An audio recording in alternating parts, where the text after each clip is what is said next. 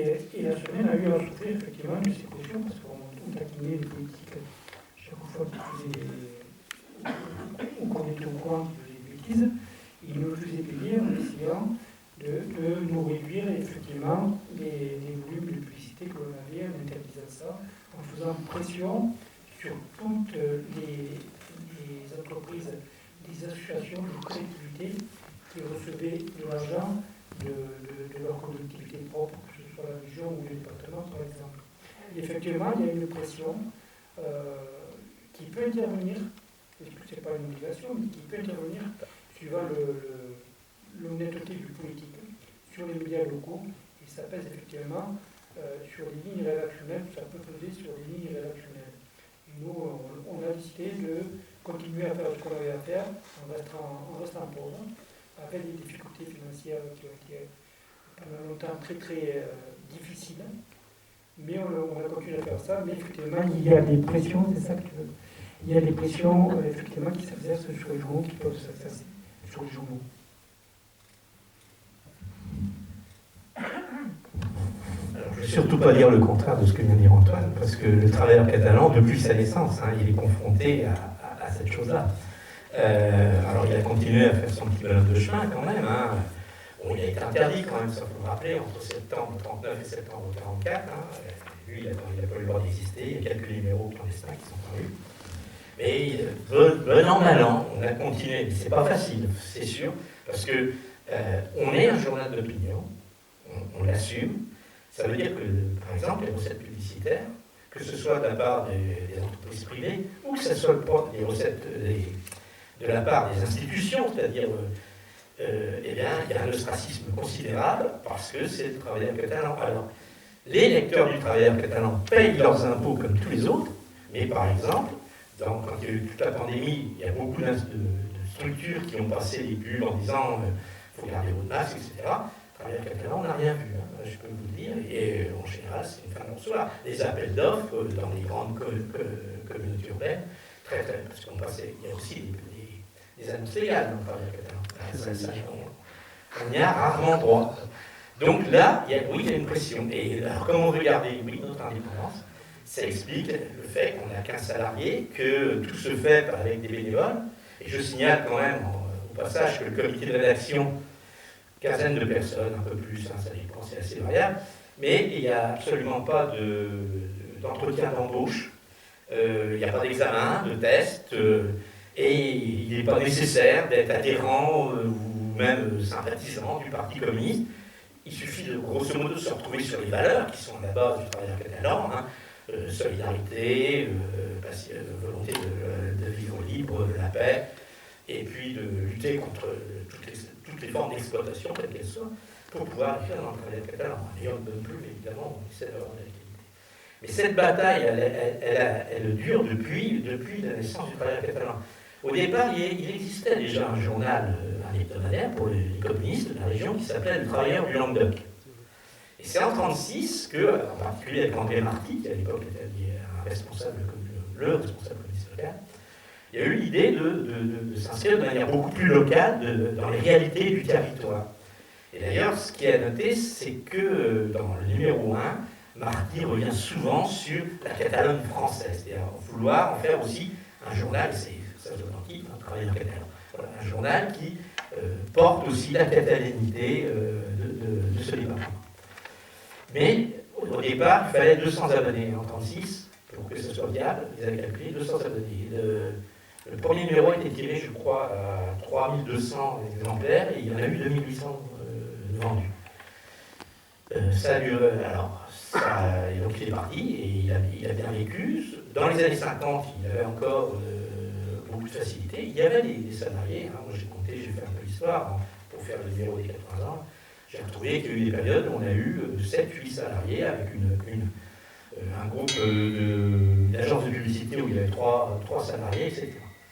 Et aujourd'hui, on est confronté, alors d'une part, aux difficultés que toute la presse papier rencontre, parce que le nombre de journaux, c'est ce qu'on rappelait tout à l'heure, a considérablement diminué, et on est encore plus confronté parce qu'on a un journal d'opinion, c'est ce que j'expliquais, parce que on a beaucoup moins de ressources publicitaires, et c'est une bataille de de tous les jours, je dirais, qui est menée par les amis, enfin, ceux qui travaillent aux travailleurs catalans, par l'association qui s'appelle aussi les Amis du TC, qui prend des tas d'initiatives qui permettent au journal de vivre, par la fête du TC dont tu parlais, Jérôme, qui permet aussi d'avoir un peu de rentrée pour les travailleurs catalans. Je signale aussi qu'on a créé une université populaire qui s'appelle l'Université populaire du travailleur catalan. Et là, je fais un tout petit peu de pub, j'ai le droit. C'est vendredi prochain, 18h, au 44 avenue de Prades, le siège du travailleur catalan. Il y aura une conférence de quelqu'un qui a écrit dans ce livre d'ailleurs, Étienne Rousiès, Oui. qui est bibliothécaire à l'UPVD et qui va venir parler de l'anthologie qu'il vient de publier, l'anthologie bilingue sur la poésie de Jean Perserdin. Donc voilà, je ferme ma pub. Voilà. Mais donc, rapport presse politique, dans ce monde où aujourd'hui c'est la finance qui fait la loi, je pense que c'est plus du tout pareil qu'à l'époque dont on parlait au début du XXe siècle, où c'est vrai, les journaux s'appuyaient sur des idées politiques, regroupaient des courants politiques. Aujourd'hui, il faut savoir quand même que, grosso modo, l'ensemble des grands quotidiens français appartiennent à 5 groupes financiers, et puis c'est tout. Et donc, c'est les financiers, c'est même plus les politiques, c'est les financiers qui font la loi. Il y a quand même, je crois, des clauses de conscience, mais ça, on pourra y Oui, mais revenir. on voit par exemple à Europe numéro 1 aujourd'hui que c'est pas si évident que ça, c'est pas pour rien que les journalistes se sont mis en grève, parce que c'est CNews qui va les reprendre avec tout ce qui va laisser se passer. Alors, le travailleur catalan est né en 1936, ça fait une bonne transition avec l'entre-deux-guerres, puisque Madeleine n'a pas encore parlé des anciens combattants. On pourrait supposer que c'est un sujet neutre à l'époque. C'était quand même, vous l'écrivez Madeleine, une organisation de masse, puisque un Français sur 2 était après 1918 considéré comme ancien combattant, et que la moitié d'entre eux, donc un quart des Français, hommes, a appartenu de près ou de loin à une association d'anciens combattants. Pouvez-vous nous en dire un mot sur ce qui s'est sur la presse des anciens combattants dans les Pyrénées-Orientales, dans l'entre-deux-guerres? Oui. Au lendemain de la guerre, eh bien, les anciens combattants sont bien plus nombreux que tous les membres des partis politiques ou que tous les membres des syndicats, puisque la mobilisation a été générale. Et bon, il y a ceux qui sont morts, auxquels il faut penser, et il y a ceux qui retiennent et qui sont souvent en piteux état. Il leur manque un bras, il y en a pas mal qui manquent un bras, une jambe, qui ont des éclats d'obus, comme par exemple le docteur Rive dans ses tripes. Et il n'y a pas à ce moment-là d'état-providence, véritablement. Donc, ils se prennent en charge pour arriver à ce que l'État s'occupe d'eux. Et les associations d'anciens combattants, elles se créent différemment. Les associations de gauche, dirais-je, elles sont plutôt des fondements locaux, tandis que l'association de droite, elle est plutôt parachutée à partir de Paris et à partir de la bourgeoisie parisienne. Et cela donne 2 structures et 2 organisations extrêmement différentes. La première s'appelle la Voix des Poilus. C'est l'association de gauche, dans laquelle, par exemple, vous allez trouver Félix Mercadet. Je pense que tout le monde connaît ici Félix Mercadet, qui écrit dans la Voix des Poilus. Au fur et à mesure, d'ailleurs, les dirigeants parfois meurent parce qu'ils étaient trop malades et le docteur Rive, dans les années 30, il n'arrive pas au bout de son second mandat politique. Il a été conseiller municipal, mais on va l'avoir chez lui sur sa chaise longue, et finalement il meurt. Alors ils ont un gros souci, c'est de faire que l'on s'occupe d'eux, qu'ils touchent des indemnités, qu'on puisse les appareiller, qu'on s'occupe non seulement des combattants, mais aussi des femmes des combattants, mais aussi des enfants des combattants. Et il y a toute une partie de cette lutte qui se trouve aussi bien d'ailleurs dans l'association, la fédération, qui est l'association de gauche, que dans la voie du combattant méridional, qui est l'association de droite. évidemment, il y a des nuances. C'est un petit peu comme de nos jours. Vous savez, chacun dit moi je fais mieux que toi pour les réclamations. Et ils réussissent relativement bien dans les années 20. Dans les années 20, il y a un certain nombre de lois qui leur permettent de recevoir des pensions, etc. Mais dans les années 30, avec la crise, eh bien, on revient, le Parlement revient sur ce qui leur a été donné. Et la vie redevient très dure pour eux. Alors, il y a ce premier point sur lequel ils se rejoignent, mais ensuite, ils sont très soucieux, tous, de se souvenir de leur mort. Ils veulent que l'on soit solidaire avec leur mort, qu'on n'oublie pas leur mort. C'est des hommes qui sont hantés encore. Non, on est trop loin, on ne peut plus se rendre compte, mais qui sont hantés par le souvenir de cette guerre. Et du coup, ils sont extrêmement pacifistes. Ils sont extrêmement pacifistes, ils ne veulent pas. Alors, il y a des nuances. Certains voient, plutôt que d'autres, que Hitler est dangereux, qu'il y a une montée des nationalismes. La gauche veut croire que non, veut croire que eh bien, on va tout de même, avec la Société des Nations, font partie de différentes organisations qui luttent pour la paix dans le monde, pour la paix en Europe. Mais finalement, eh bien, quand arrivent les années 30, et ici aux archives départementales, on s'arrête à peu près en 36. Les documents, les journaux ne vont pas au-delà de 36. Mais on voit déjà qu'ils sont très pessimistes et qu'ils disent finalement, on est mort pour rien. Voilà. C'est gai tout ça. Continuer sur les liaisons dangereuses. Avec Denis, peut-être, qui a... Monsieur Corradier, vous avez évoqué tout à l'heure justement le combat d'opinion entre les hebdomadaires pradéens. Et puis après, peut-être à Gérard qui va nous parler de l'indépendant en particulier, de la presse roussillonnaise en général, sur ces liaisons dangereuses. Dans l'arrondissement de Prades, pendant la Troisième République, il y a les questions qui se posent actuellement n'existaient pas puisqu'il n'y avait pas de médias, on peut dire, de journaux vraiment indépendants à 100%, puisque c'était des journaux qui avaient au moins une opinion politique. Après, il y a eu vraiment beaucoup de différentes graduations dans tout ça. C'est-à-dire qu'il y a vraiment des journaux qui sont vraiment très clairement marqués politiquement, et d'autres qui, je ne vais pas dire cachent, mais qui peuvent... quand ils soutiennent un candidat qui fait partie du comité de rédaction, c'est arrivé par hasard. Et après, ces journaux sont vraiment des armes. Je vais évoquer très rapidement un, qui s'appelle L'Avant-Garde, qui est le dernier quasiment de la chronologie de ma contribution. C'est le dernier important, c'est un journal qui est de 1932-1940. C'est le journal vraiment d'un seul homme, qui s'appelle Joseph Rousse. C'est justement pendant quasiment toute la vie du journal. C'est le député de Prades, député socialiste. Quand le journal commence, c'est vraiment une feuille uniquement de propagande électorale, il n'y a aucune information, c'est vraiment son programme, des critiques sur les adversaires. Il est à ce moment-là vraiment officiellement reconnu par le Parti socialiste, et il est élu. Il est aussi élu à peu près au même moment conseiller général et maire de Prades.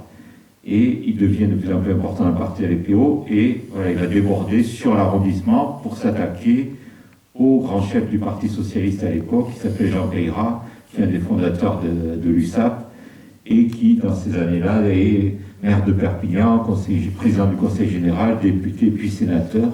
Il n'est pas de président du conseil régional à l'époque, sinon il aurait sans doute été aussi. Mais voilà, les deux hommes vont vraiment s'affronter très très violemment, notamment dans des élections sénatoriales, et Joseph Roux va être exclu du parti. Et du coup, ce journal qui avait commencé comme une feuille électorale pour une élection qui s'est transformée en un journal qui avait d'information de socialistes pour l'arrondissement de Prades, va devenir le journal de la fédération que Joseph Roux va créer, puisque suite à ses déboires avec Peyrat, il va être exclu du Parti socialiste. Donc ce journal, voilà, en très peu de temps, il dure que, je me suis trompé tout à l'heure en disant 32 ans 40, je pense qu'il meurt vers 36-37. En 5 ans, ce journal va avoir plusieurs avatars, et quand Joseph Roux va finalement être intégré un peu après la mort de Jean-Pierre Rada, le parti, ça va être un journal qui va devenir vraiment hebdomadaire, mais à ce moment-là, il a vraiment hebdomadaire d'information socialiste, et il a très peu de raison de vivre à ce moment-là. Il meurt vraiment lui aussi très peu de temps après, mais voilà, les journaux de l'époque sont vraiment des moyens de propagande électorale. Enfin, quand je dis propagande, c'est pas au sens négatif qu'on a pu connaître, c'est vraiment des journaux qui vivent vraiment quasiment que qui prennent vraiment de l'importance pendant les élections. J'en termine vite là, par exemple, le grand journal Le Canigou, qui dure celui qui dure le plus longtemps. En période hors élection, c'est vraiment l'actualité des villages, un article en première page vraiment sur des opinions qui ne prennent pas en conséquence, vraiment très très large.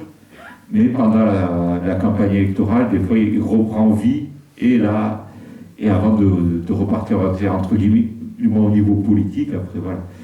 C'est ce que j'ai cherché dans ces journaux. Après voilà, pour la vie des communes, c'est très intéressant aussi, mais au niveau vraiment de la bagarre politique, ça retourne un petit peu en hibernation en dehors de ces périodes-là. Voilà. Alors, juste avant que Gérard ne prenne la parole, ce qui est intéressant, c'est de réfléchir sur les sources et les ressources qui sont le matériau de ces historiens, ou même des journalistes qui ont regardé dans le rétroviseur de leurs feuilles, ou sur les archives numériques, par exemple. Et c'est une partie de l'ouvrage que vous lirez bientôt, qui s'appelle « Ressources », et qui a donc tout un tas de contributions qui vous disent, entre guillemets, où les trouver. Et alors, bien sûr, les archives municipales de Perpignan, les archives départementales, mais aussi la médiathèque. Et ce qui est nouveau, c'est qu'il y a toute une partie de la presse qui a été numérisée. Donc depuis chez vous, même depuis votre iPhone, si vraiment ça vous gonfle ce qu'on dit, vous pouvez éventuellement aller sur le site de la médiathèque et, en vous laissant guider, voir les ressources. Il y a des périodiques, des vieux ouvrages aussi qui ont été numérisés, mais là, c'est pas l'objet. Et vous pouvez retrouver tous ces journaux. Bien évidemment, c'est de la matière brute, et il faut l'analyse de l'historien pour pouvoir les comprendre. Mais ces ressources, ces sources imprimées, qui ont été numérisées, donc vous en avez en quelque sorte le guide dans la partie ressources qui a été évoquée. Et puis, bien sûr, quand on parle de dématérialisation, comme le disait Nicolas, c'est facile de mettre en ligne, très facile d'être suivi, mais quand on est un journal, il faut une imprimerie, il faut des moyens, et puis il faut aussi des autorisations. C'est pas évident de traverser les décennies. C'est ce qu'a réussi à faire d'une manière assez exceptionnelle. Il l'a souligné, il va en reparler dans un instant. Donc l'indépendant, et c'est Gérard Bonnet, donc son historien, qui va nous dire un petit mot sur l'évolution de l'indépendant, avant de répondre sur la question principale qui était les liaisons dangereuses entre politique et presse. Oui, effectivement, les liaisons dangereuses de presse politique, ça remonte très loin. Le premier journal qui a été créé en France, c'est la Gazette de France de Renaudot. Ça remonte à 1631. Donc depuis lors, il y a toujours eu de ce type de problème. La presse a toujours été un enjeu pour le monde politique. Au XIXe siècle, parce que c'est la période qui nous occupe, il faut savoir que pour créer un journal, aujourd'hui, un journal se crée, je dirais, librement, sauf qu'il faut des sous, beaucoup de sous. Les journalistes ont des sous. À cette époque-là, il y avait d'autres contraintes. L'argent a toujours existé, les sous, il fallait toujours des sous pour créer un journal, mais également, il fallait un imprimeur.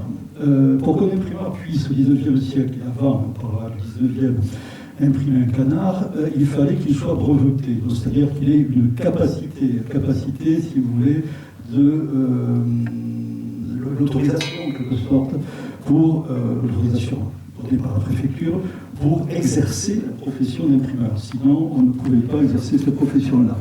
Quand on veut lancer un journal, il faut déposer en préfecture, donc toujours au XIXe siècle, une autorisation préalable. C'est-à-dire qu'on demande au préfet, voilà, on veut créer ce journal, on va faire ça, ça et ça, avec telle et telle personne, avec tel et tel moyen.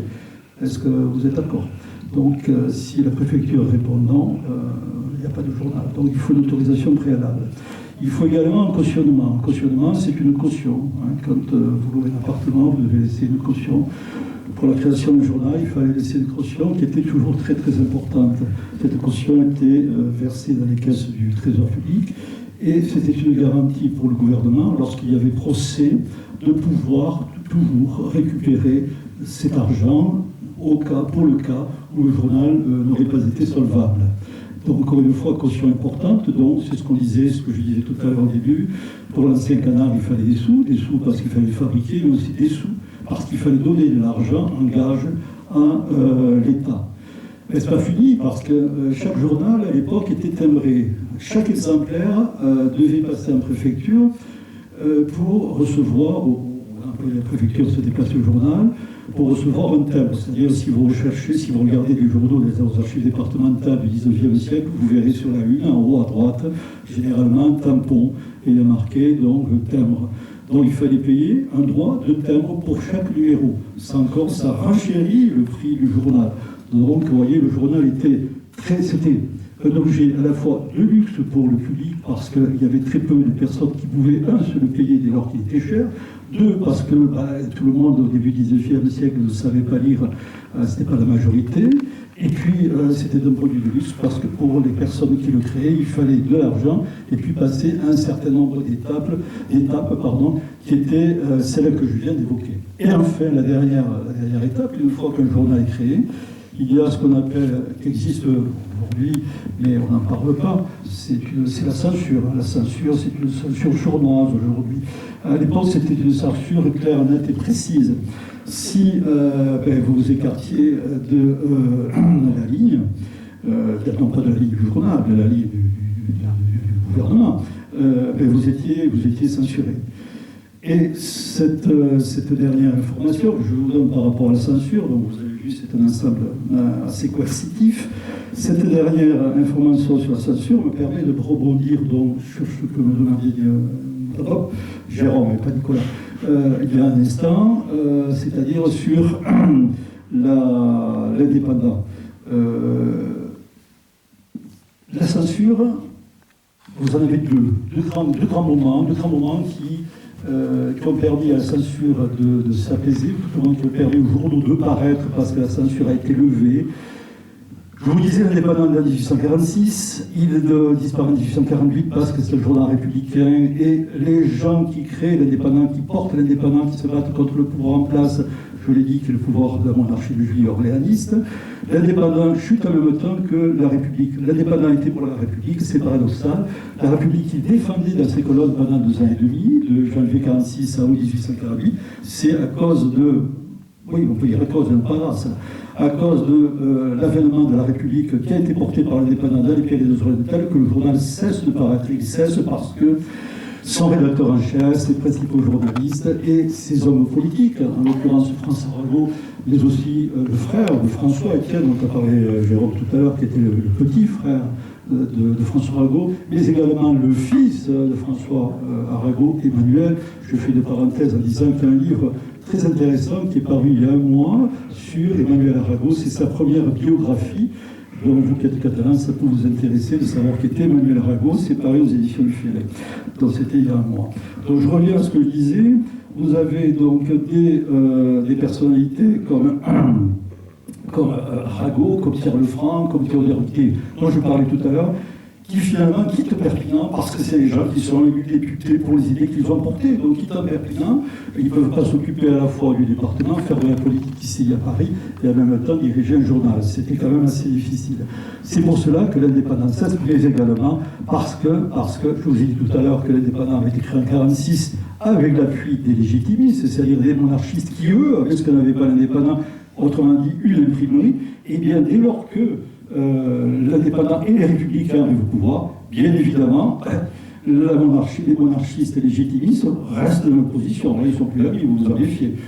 Donc, dans l'opposition, il y a désormais les monarchistes constitutionnalistes et les monarchistes et légitimistes, anciens alliés de l'indépendant.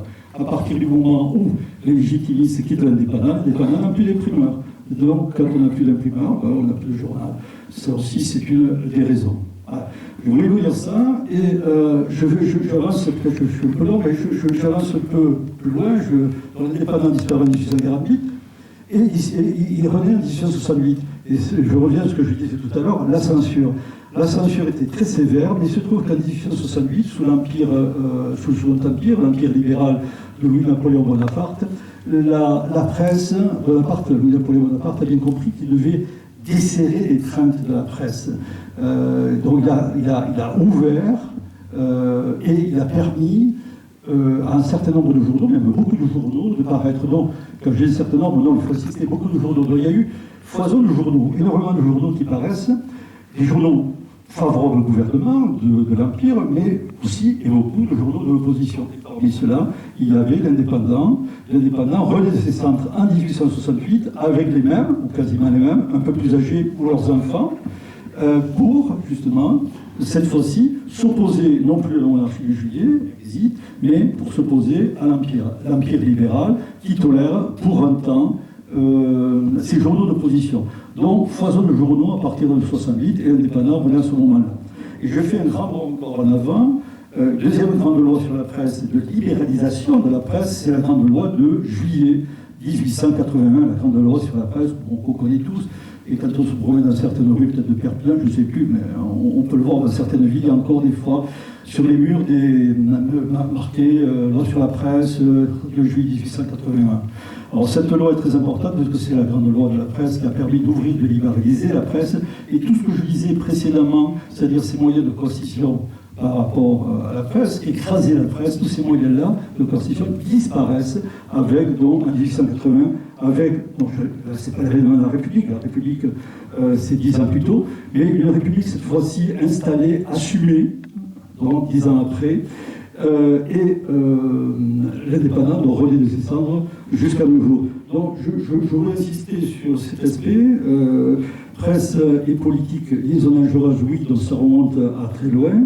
Ce rapport entre la presse et le pouvoir a toujours existé. Nos amis en ont parlé pour les journaux qui connaissent, qui dirigent aujourd'hui. Moi, je reste toujours dans le domaine de l'histoire, en tout cas pour ce qui est de cette communication. Donc voilà. Je pensais qu'il fallait bien cerner, si vous voulez, ces dates historiques pour dire que ce qu'ont dit nos amis Antoine et René, ce qu'ils vivent et Nicolas, ce qu'ils vivent eux aujourd'hui, c'est une chose, mais il faut dire que ça remonte à loin et auparavant, c'était quelque chose d'encore plus, de plus prégnant, de plus coercitif, je le redis. Il faut en avoir conscience. Donc créer un journal au XIXe siècle, au début du XIXe, au mi-XIXe, fin XIXe siècle, c'était pas une chose aisée. Voilà. Maintenant, je veux bien rebondir sur l'Indépendant, mais je me ferai monopoliser la parole. Peut-être quelques autres pourraient intervenir sur autre chose, et puis je la reprendrai. C'est un sujet incomparablement plus léger, bien sûr. Rassurez-vous, on va vous libérer. On a prévu de finir vers 23h30. Donc, encore quelques instants, et puis on va vous libérer. Alors moi, je lis La Semaine du Roussillon, entre autres. J'ai Travailleurs catalans, bien sûr, indépendants, etc. Et puis, j'ai une question à poser à Antoine Gasquès, parce qu'il écrit dans l'ouvrage qui vous est désormais familier, et que vous posséderez bientôt, Aperçu de la presse roussillonnaise, diversité et mutation, que très rapidement, après sa création, je ne parle même pas de son contrôle, puisque je viens de le relire, La Semaine du Roussillon s'est fait une réputation de canard enchaîné local. Et pour ça, pour avoir un canard enchaîné, il faut avoir des porte-flingues. Alors comme on ne fait jamais rien, comme tout le monde, dans les Pyrénées-Orientales, au lieu que ce soit un autre canard, c'est un ours qui porte le doux nom de Célestine, qui porte des brèves, souvent acides, pleines, je crois, de finesse, et aussi qui sont porteuses quelquefois qui sont porteuses de quelques pensées à la limite de la philosophie.